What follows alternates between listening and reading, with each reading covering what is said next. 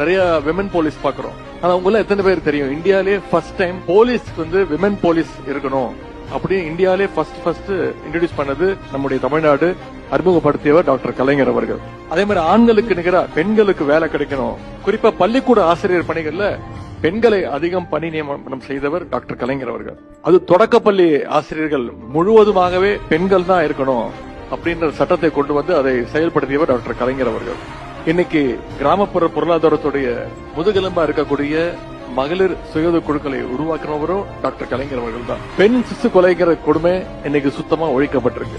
ஆண் குழந்தைகளை விட பெண் குழந்தைகளை மகிழ்ச்சியா கொண்டாடுற சமூகமா நம்முடைய தமிழ் சமூகம் இன்னைக்கு மாறி இருக்கு. நல்ல ஒரு பழமொழியே சொல்லுவாங்க, ஆசைக்கு ஒரு பெண், ஆஸ்திக்கு ஒரு ஆண் அப்படின்னு சொல்லுவாங்க.